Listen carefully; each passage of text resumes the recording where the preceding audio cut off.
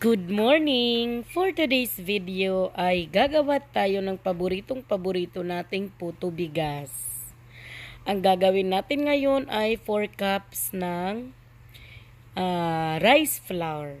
Rice flour po ito na ready na talaga na rice flour na nabili ko lang sa palengke. So hindi tayo ngayon magbi-blender kasi pinagbawalan na kung gamitin yung blender sa pagigiling ng bigas kasi daw mas madaling nasisira ang blender kapag bigas lagi yung ginigiling natin. So, kaya bumili na lang tayo, 50 pesos yung kalahating kilo or mineasure ko siya ay 4 cups po ng rice flour yung ating nabili sa 50 pesos. Maglalagay din po tayo dito ng baking powder na 4 tablespoon. 4 tablespoon ng baking powder kasi 4 cups ng rice flour. So yung iba po yeast po ang nilalagay nila. Na-try ko na din yon pero mas bet ko po yung maglagay ng baking powder dito. Maglalagay din po tayo dito ng 1, 2, 3 and a half cup ng coconut milk or yung piniga po nating gata. Hindi po yan puro kasi nilagyan ko po ng water yung pagpiga ng gata. Then 1 and a half cup ng white sugar. Gusto ko po sana talagang ma-achieve yung puting-puti na puto bigas kaso hindi naman po puting-puti yung nabili kong rice flour. Kaya hindi rin magiging puting-puti yung ating puto. Ayan, at haluin na natin yung ating mixture. Ang kagandahan po sa puto bigas kasi napaka-limited lang po ng ingredients. Kasi hindi na natin to kailangan lagyan ng gatas. Masarap na po talaga siya. Kahit ang ingredients lang natin ay yung rice flour, baking powder, saka itong gata. So, hindi na po din ako naglagay dyan ng konting asin. Kasi hindi talaga ako mahilig maglagay ng asin sa mixture ng mga puto ko.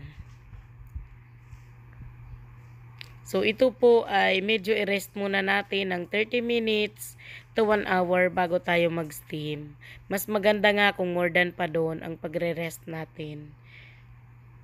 At ngayon, na-rest na natin yung ating puto mixture.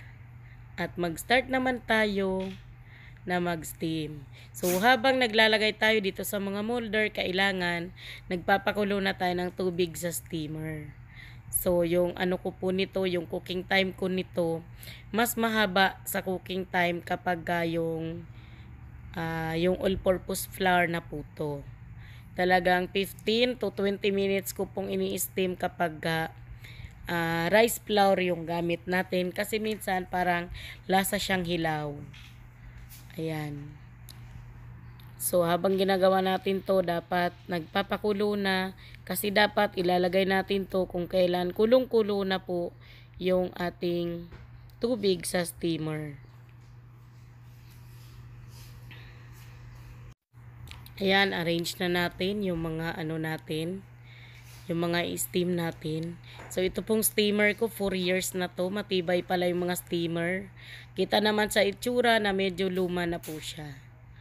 So, ang nagkakasya dito, 24 to 25 na medium size na puto. So, actually, pag puto bigas, masarap siya kapag in-steam natin, lagyan natin siya ng underliner na na dahon ng saging. Kaso, dahil gabi nga po akong gumawa nito, ay hindi ako makakakuha ng dahon ng saging. Kaya, wag na lang. So, okay na to. Steam na po natin. And after 20 minutes, ito na po yung resulta ng ating first batch ng pag-steam natin. Ayan. 42 pieces nga po pala yung nagawa natin. So, ang ganda niya kasi yung gitna niya nag-crack talaga So, malakas po yung apoy. Nasa maximum level yung apoy ng pag-steam ko niyan. Ayan, ang ganda niya. Diba? So, ngayon ay magtatanggal na tayo sa mga molder. Maganda yung ating ano ngayon, yung ating nagawang puto kasi nag-crack talaga yung ibabaw. Yun talaga yung gusto kong laging ma-achieve. So, ang init-init pa po na tinatanggal ko dito sa ano. So, tingnan natin kung luto. Ayan. Luto naman siya. Luto naman pati yung gitna niya. Ayan. So, tanggalin lang natin yung lahat. Nag-blurred yung camera natin kasi dahil sa mainit yung puto, yung parang usok-usok niya napunta sa camera. Diba? So, napakasarap talaga nito, lalo kung meron kang kapeng barako. Ito talaga yung perfect combination sa kape. Pwede sa almusal, pwede sa merienda, pwede kahit anong oras.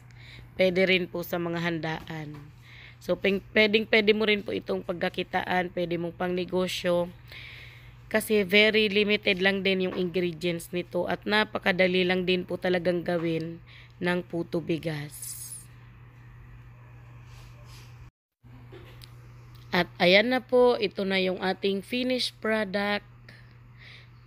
Napakadali pong gumawa ng merienda. Hindi ka nabibili kapag alam mong gawin yung mga ganito.